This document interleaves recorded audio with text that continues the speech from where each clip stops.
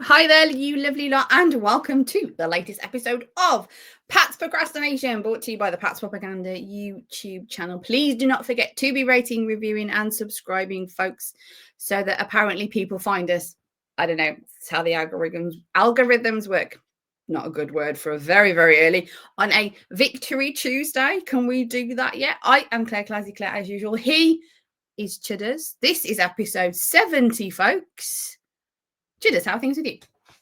Things are good. What a good performance. What a good result. Europe retained the Ryder Cup, and even the Patriots won as well. Wonderful. Oh, we've just lost all our US viewership. Hi, one guy in England. Thanks for tuning in. No, the Patriots put on a stellar performance, as I'm sure we're going to get into now. A very good result. We'll douse it with a little pinch of salt in a bit, but let's enjoy the fun and happiness first. See, I wanted to mix it up. Go for it. I didn't want to do this offense, defense, special. Yeah, you'll do what you want. That's fine. I like the let's do what was good and touch on a bit of bad. I like that instead. What was good then, Claire? What was good? Tight ended. We had brilliant tight ended. We had Hunter Henry touchdowns, and we had Hooper blocking like a freaking trooper. So three receptions. That was the highlight of the day between two tight ends. Anything else good, or is that the end of your good list? Receptions. It's not all about the receptions. I was watching Hooper like a hawk, watching his blocking capabilities, and I was all my notes, loads of my notes have got Hooper blocking and stuff like this. Yeah, so very happy because it's not all just about, tight ends receptions, folks. They do the hard work in the trenches too. I love it. I love it when the tight ends get involved just generally. And having two tight ends on the field makes me so happy. Of course, that's not the only thing. Yeah, there's loads of things. We're on that upward trajectory. And I can say that just about. And I was saying I think we were more than 10% better. Ooh. So we're not like this now, we're like this. I mean, the 10% better is you didn't turn the ball over 5 times, really. No turnovers. No turnovers. That's what helps you win football games. It was go on then. I do want to quickly preface this because I know that there are fans that are going, yeah, but you only beat a bad team. And you're probably one of them. Yeah, look at that face, folks. He's one of them. How can we not know? But you can only play the team that are on the field. So, whilst I know we'll talk about this in a second, this next matchup against the Bills, probably not a second, half an hour because of how much he talks, folks. I feel that this Bills game could be a good pivotal benchmark for how well or not well they play against a really good team, because they've had, whilst obviously they've lost against not great teams, we're looking at how they look on the field, aren't we? We're looking at how the team is progressing or not progressing. And that's what's key. And I think the Bills game, this win's great, and it gives us something great. A win at home, marvellous. And we've got, as we'll touch upon, some goods to talk about. It just gives us that. It gives us a better benchmark for now when we look at the Bills and we can compare. I mean, the more data that you have in your bag, the better. And I think this Bills game on week 5, sorry. I didn't know there was going to be mathematics this morning. Week 5 is going to be quite interesting. So, yeah, I get the negatives. I get the buts, you people with your buts. But still, trajectory, big picture. I'm still all in on that. I think in the short term, you won a game handsomely, which I think was needed for this locker room. It was needed for this team. Like you say, you can only play the team that's in front of you. Had they beat them by a last-second field goal, we would have been happy with a win, but we probably would have been thinking, are we really that close with a team that's quite possibly the worst team in the league right now? And that didn't happen. You blew their doors off. So, like you say, you need to take the positives with that. And I think in the short term, that was a very good win. It starts to hopefully build a bit of confidence, but build a bit of trust in the system, if you like, in the regime. In the long term, there were some good performances. Drake May had, when I say another good performance, that's because the week before he played well, except for turning the ball over. Yeah. With his arm, with his reads, with his poise in the pocket, he's looking good. He's looking a good quarterback. I think there was even some rankings that had him ranked the number 1 quarterback this past weekend, which may well be true on stats. I'm not saying he is the best quarterback in the NFL yet, I'm afraid. But in the longer term, there was some good positives to be taking forward that hopefully we can extrapolate those out throughout season, throughout more than one season, and can look to build not necessarily a dynasty, but a good, solid team again. Is that fair? That's fair. Excellent. Though it's dynasty, but yeah. Yeah. We shall see. Hopefully so. What else pleased you then? So the tight ends pleased you. Anything else, or is that the end of your good list? Yeah, no. Obviously, you've took Drake May, so duh. Ben Brown played really well. I do like me some O-line. He was very good. Jack Gibbons, one of my favourite linebackers. He had a good game as well. So he was on my good list, if you like. I have an underrated player, but do you want me to save it to the end when you have yours? You go on. You don't want uniformity of the order of the show, so you do things when you want to do them. Chaos. Claire. No structure, chaos. Hooper was my underrated player for all of his blocking capabilities. Okay, dokie. Because, let me just throw this in while I think about it. Coach did say, and I'm not quoting verbatim because my writing's too bad, so I don't. No, it's pronounced Vrabel. Yeah. Coach talked about giving props to kind of like Barmore and Douglas, saying how it's easy to catch the ball if it's thrown to you, but like less for the guy who isn't thrown the ball and turns and makes the block sort of thing. So he was like giving, I hate the terminology, but he was giving flowers to the likes of Pop Douglas and Christian Barmore. So yeah, Hooper for me with the blocking, giving him his kudos. Yeah. No, that's fair. And I think as you touched on, the O-line generally had a good game. They didn't give up any sacks this week. I think they only gave up 1 tackle for loss. There was times when it felt like it was that infuriating, we're running the ball for the sake of running the ball, which I appreciate in some extent you have to do to set up the run game, but it's like you could watch the game and go, we're going to run the ball here, and you thought the Panthers know we're going to run the ball here, and sure enough, we've run the ball here and we just run it into the line for no gain, and you're like, well, what was the fucking point of that? Oh, excuse my language. Apologies for all the children that are listening that are now being so badly influenced by my language. We do note that it's not made for children, but we don't note as explicit. So please try and control your language. Please try and control your language. Apologies. So yeah, the run game I think was solid. It wasn't phenomenal.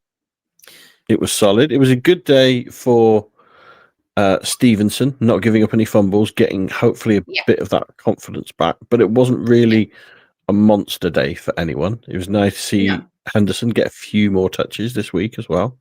Mm-hmm. Any other elements of offense that pleased you? I guess we've touched on tight ends, running backs, and the O-line. I guess. Well, now we can jump to my underrated player of the day, and I'm going to give it to Stephon Diggs, who had the sort of game we were hoping to see from him. When you sign him, and we know it's not going to be every week because there's going to be weeks when he is against the number 1 corner and just isn't able to get that production, or there's going to be weeks when the Pats are focusing on a different element of the passing game, or even just a running game that week. But this was a standout game for Diggs. This is the sort of game we want to see, hopefully, quite frequently. There were some good timing routes, some good timing passes from May that showed a trust and a connection there, where he was throwing the ball before Diggs had even turned around, finished his route, because there was the anticipation there. That's showing some good connection. So, yeah, I was very pleased with his performance. I mean, I will preface it. Yeah, not everything's perfect. I'm giving like big kudos to the O-line and stuff. Yeah, like you said, it nothing is perfect. Just because we're championing it doesn't mean we can't see the negatives of it, or the weaknesses that are still there, or the issues that are still there. I mean, we're now probably going to move on to the bad / defense. Or what, have you got goods on defense? Did we do defense goods? I know you like this regimented offense, defense of it. Go on. Well, I think generally the defense played well. I mean, you gave up points on the first drive, and then that was pretty much it until the dark days of the game, end of the game. It was the penalties, I think, for me. Most of the penalties were defense sort of orientated, and it's like, you know, that they're just sort of cutting themselves, really, getting in their own way. Sorry, that's the term I was after. I think there was, I know you always roll your eyes at me when I call out the officials for just total BS. I always make a note of BS calls. I will granted there are some that they did that wrong. The Landry one was BS because the Panthers guy moved first. So I thought that was pants.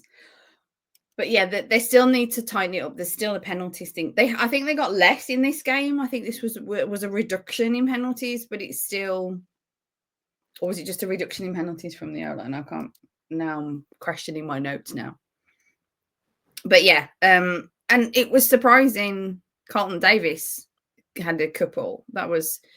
It's on the vets. It's like, when it's on the veteran guys, you're kind of a bit, oh, dude, come on. The rookies have got an element of, they're like puppies. They're still too eager. And so you can justify some of it a little to a degree, especially as it's their first few weeks in the game. But yeah, when it's the veterans, that's when it sort of feels that little bit worse, because it's like, dude, you need to, you know the score now, sort of thing. So the penalties for me, and also the defense is still giving tight ends space. Now, fortunately, the Panthers tight ends aren't that great. You know, they're not top receiving tight ends, and I think Trimble went out injured again. So that's not great. I'm not sure. Check it if you've got him on your fantasy football. I'm not sure. I think I remember him going out with injury. That was all. Getting sidelined. But I was going to say this: the Panthers had a few injuries. So not only are they probably the worst team, they then lost a few of their best players. It was very unfortunate for them. You don't, as much as we enjoy the win and enjoy beating a bad team, and the one thing you don't enjoy seeing as an NFL fan, well, I personally, is injuries. It's not fun. It's this guy's career. As much as you're like, oh well, now we don't have to match up against him and things like that. You still don't want to see it in the sport. But for me, the defense, the Patriots defense, are giving tight ends too much space. And sorry to repeat myself, I'm trying to continue my train of thought. Was, as we look towards Buffalo in a minute or two, Buffalo have got some damn fine tight ends, and the defense will just, if they're giving them that much space, they will take that space and some. And it's really not going to. They really need to tighten up on that. Sorry, come on.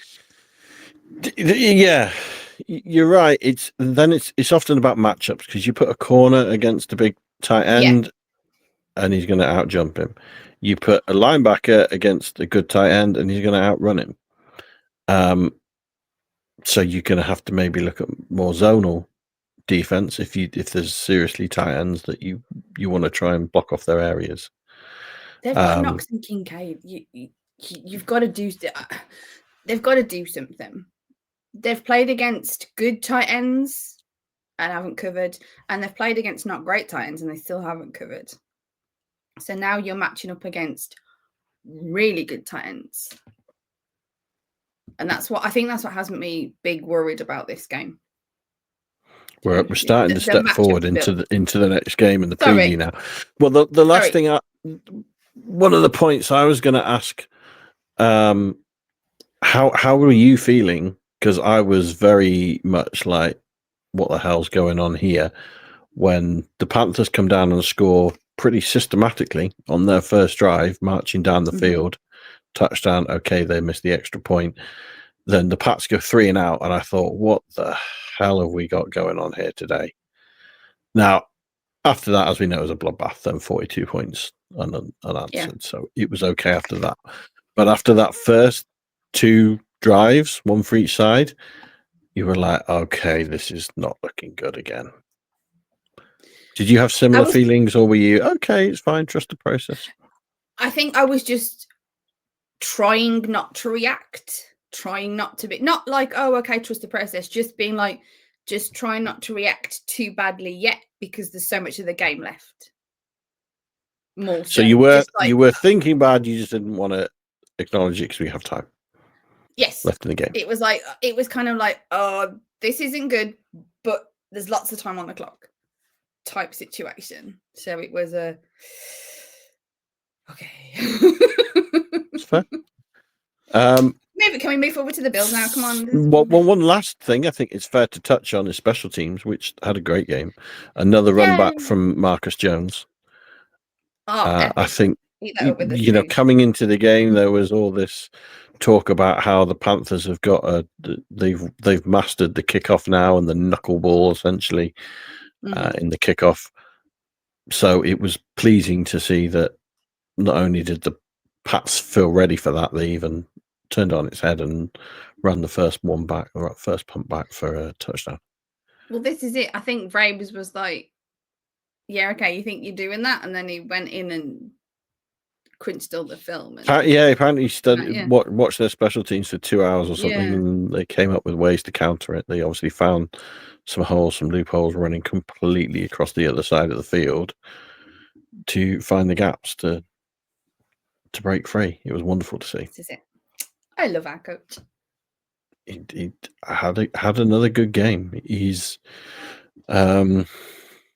demeanor, his impression, he's making a mark. I think it's good to see. Because of my I'm not going to say that actually. Because go on. No, I'll lose. People will not like me. I can say because of the timeline that I've had as a fan. I think Vrabel's going to be my favorite coach. Okay. Because I didn't have the whole Belichick era the way that you did. So it's a bit different for me. We don't have the same, me and Belichick don't have the same history. Because one of the first few things that he did in the first few years was, what was it? Sacked off Ryan Izzo. Yeah, exactly. So me and Belichick had a very... That was the start of the downfall of the dynasty, was it? That was the beginning of the end.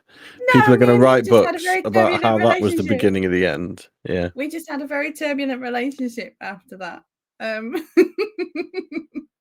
But yeah, I think I'm just really happy and this isn't meant in any way disrespectful to Jared Mayer. It's not.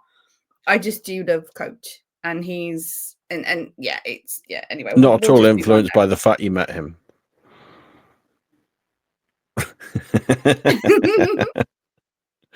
Wonderful. By the fact that he liked my accent. No. Anyway, so he obviously watches a lot of Peaky Blinders.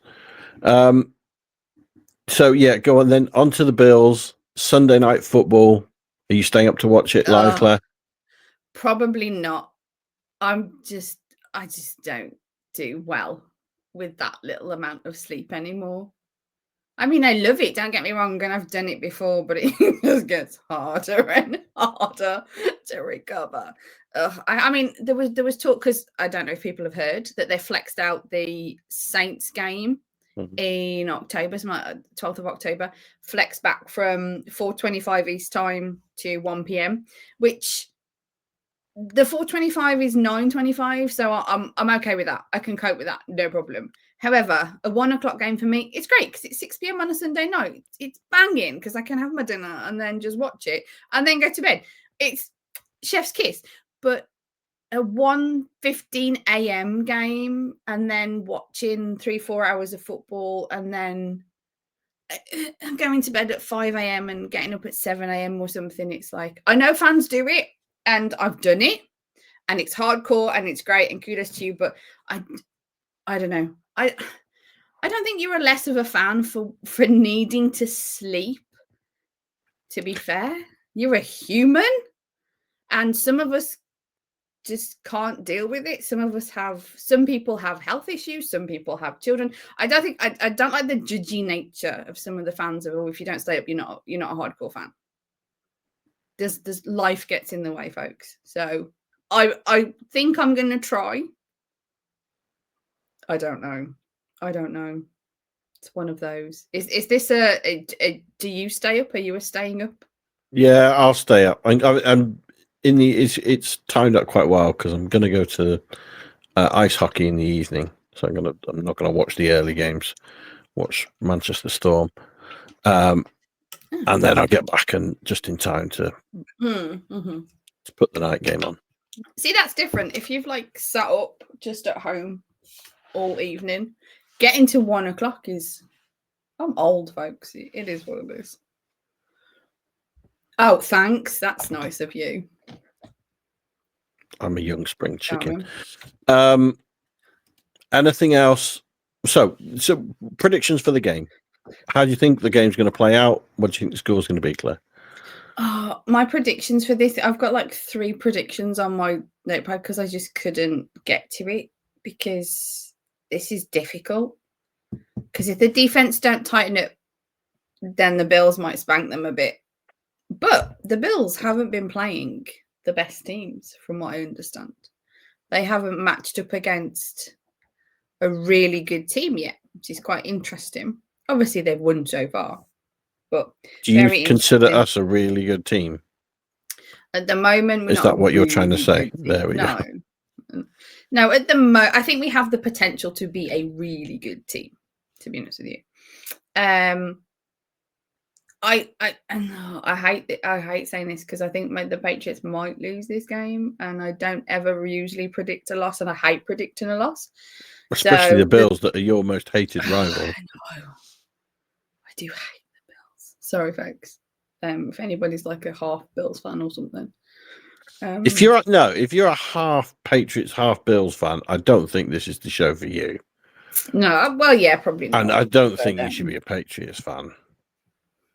You can't be half and half with your rivals. If you were like Patriots and I don't know, like 49ers, because half your family's from San Francisco, then okay, that can make sense. But there can't be half and half Bills Patriots fans. I even struggle with. I know that Josh Allen is a really good quarterback. I know that he's like one of the top quarterbacks in the NFL at the moment, and he seems a really nice guy. I still struggle to acknowledge and like him in any way because I think is it Evan that likes him from the people really like him, and to me he is the enemy. He's the enemy. So do you think I really struggle to like him?